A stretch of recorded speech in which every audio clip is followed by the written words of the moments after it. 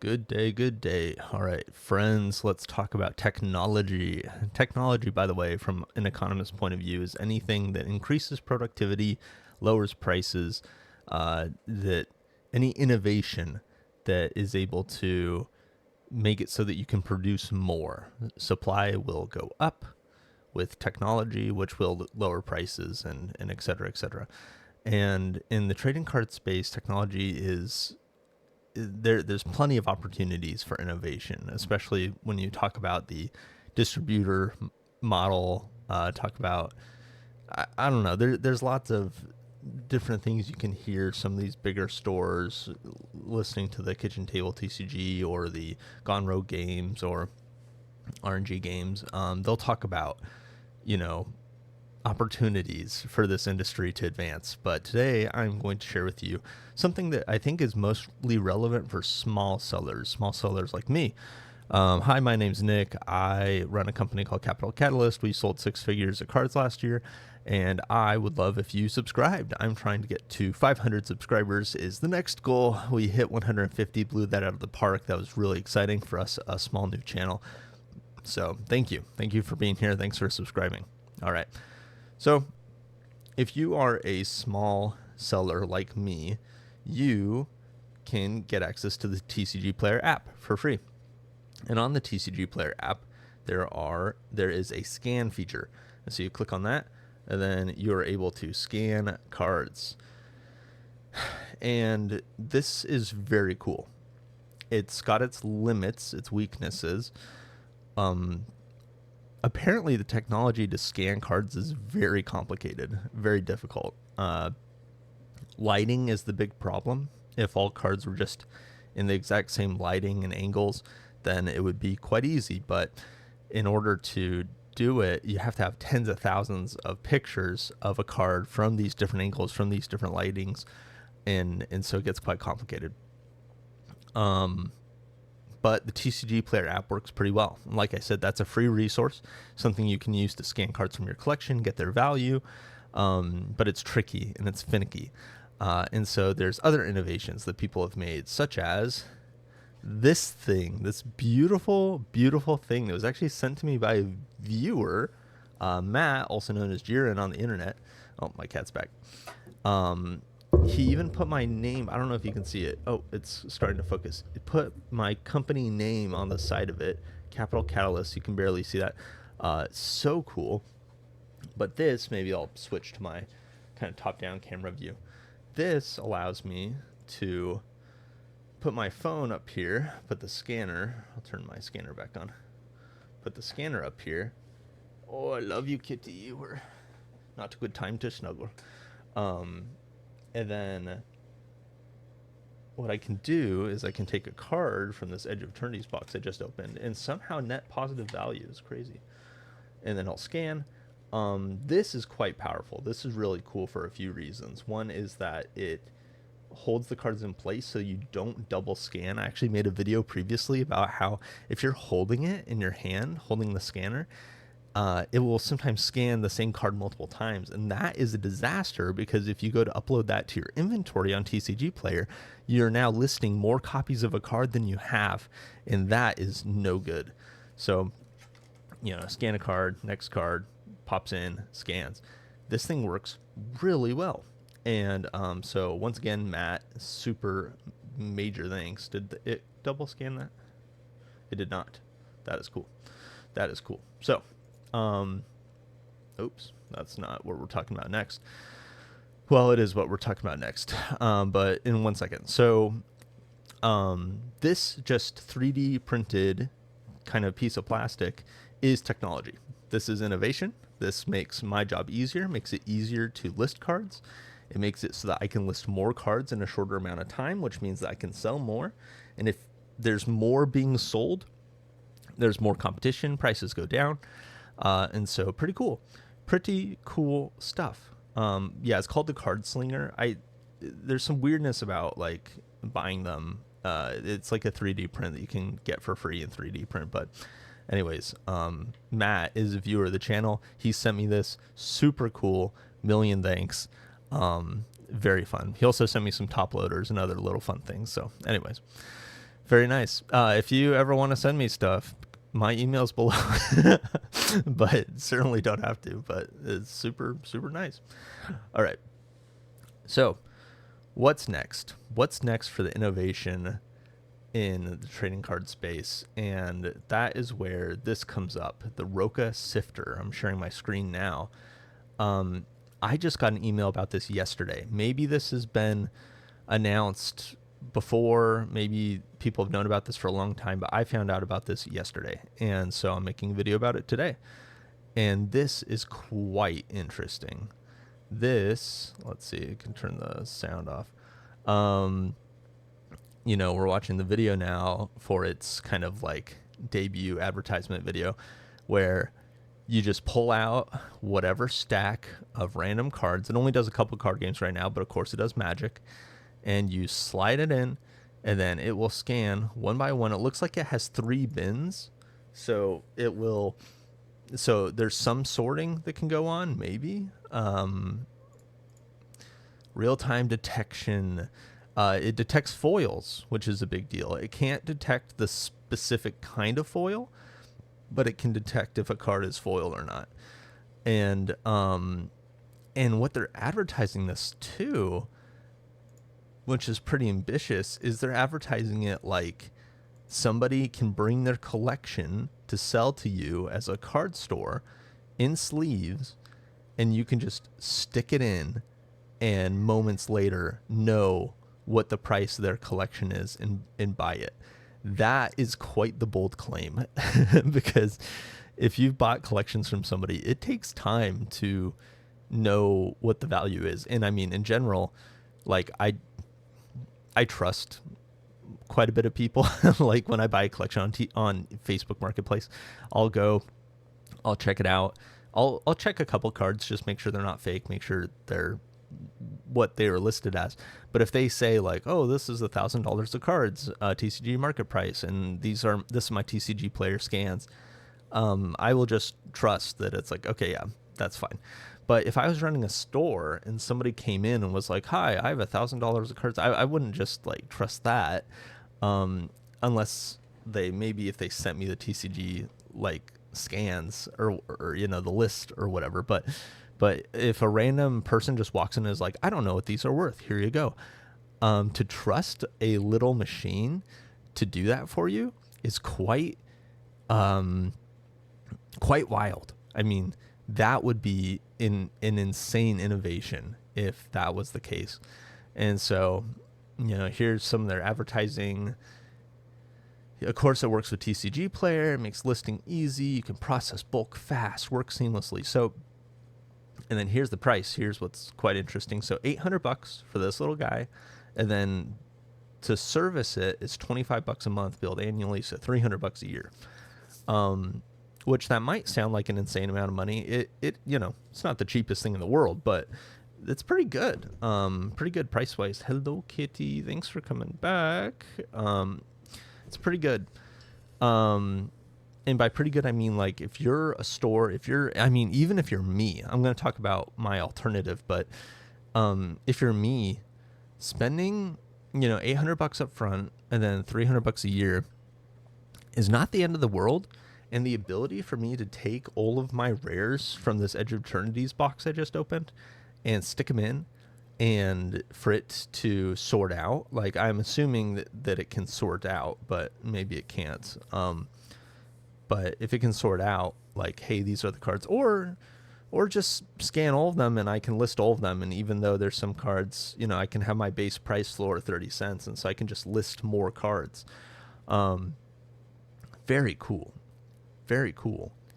And so, yeah, I mean, for me, so $800 is a lot of money, but if you're like, I'm netting a few $100 a week.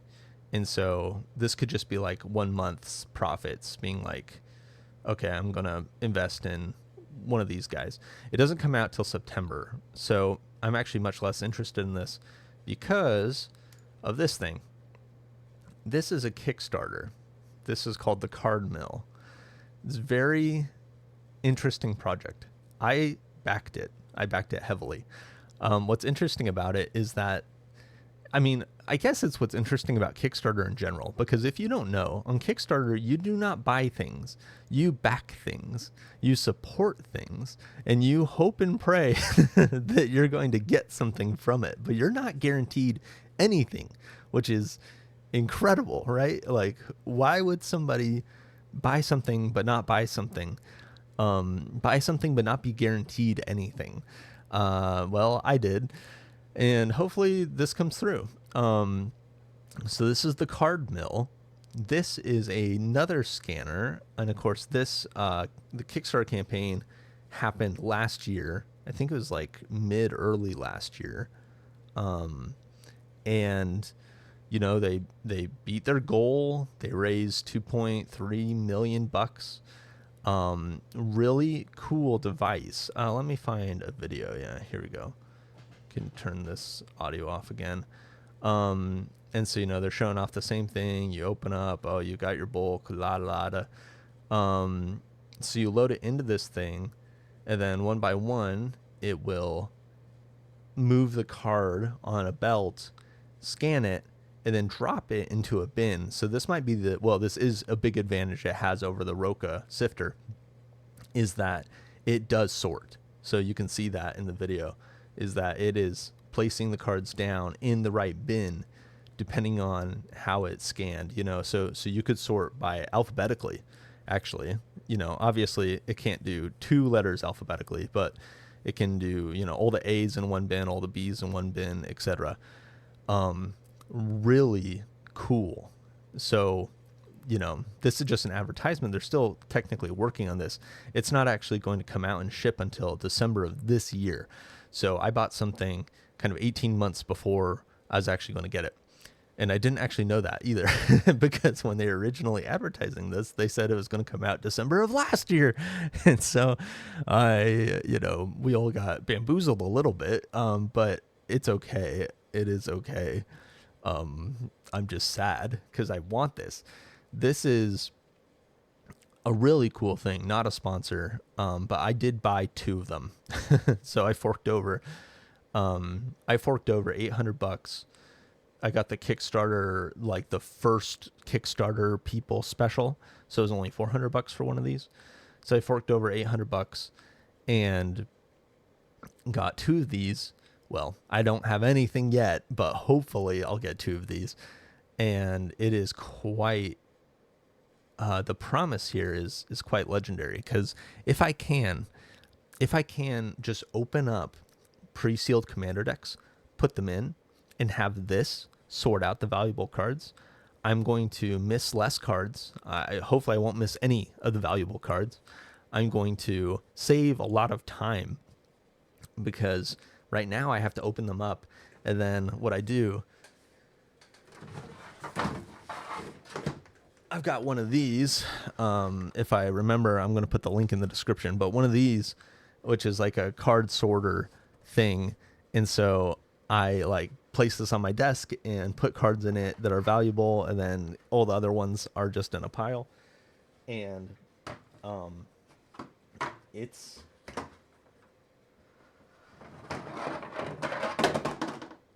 it fell over, but that's fine. And it's a lot of work, right? It's a lot of work to break down commander decks. So this, what I'm anticipating, is going to save me a bunch of time by breaking down commander decks, and I imagine it's going to make me money by helping me find cards that otherwise I was missing. Yep. So this is a really cool thing. I don't know if they are offering any like post buying it. I know they're going to sell these. They are going to sell these. Yeah, available rewards. Here we go. Can you? Yeah, I think you might still be able to back this, but anyways, yeah, December 2026 is when these are going to ship out. So anyways, it's cool stuff. So Roca is trying to get into this space, and then of course the card mill is hypothetically, hopefully, please actually deliver this thing, get into this space. But we'll see. So that is what I want to talk about with innovation and the new technologies in the card space. What I do want to talk about just real quick are secret layers, because this Teenage Mutant Ninja Turtle secret layer came out yesterday, and unless I'm missing something, not a single item that is for sale is low in stock, which is fascinating for a couple of reasons. First off, the big bundles used to always just sell out. And I assumed that that meant that there was like collectors or stores or whoever that always felt good about their ability to resell the secret layers. And so they would just, buy everything. Like, oh, I'll take a big bundle and that's fine because I'll be able to move it because I'm a store. And that's why I imagine are the buyers of the big bundle. And I kind of assumed that there was enough of those types of buyers that they would always sell out. Now, I don't know. It's impossible to know, right? If this is a demand issue or supply issue. But I know that it's well, you can say, yeah, okay, this gets complicated. All right, I'm going to crash out. You can say that it's pro-consumer for stuff to not sell out quickly. And in a sense, that's true because, consumers can just go and get it anytime. But consumers also like to have valuable, rare things. And so there's an argument to be made that if it sells out, yes, there's going to be some people that are sad, but the people who get them are going to enjoy it more and be happier. You could measure maybe that type of satisfaction or enjoyment from these products. I don't think anybody ever will, so we just won't know.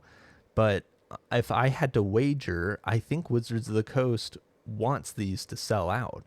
I think that they're hopeful that people will demand it so much that they sell out, which draws up hype, which makes people kind of FOMO and want the future ones.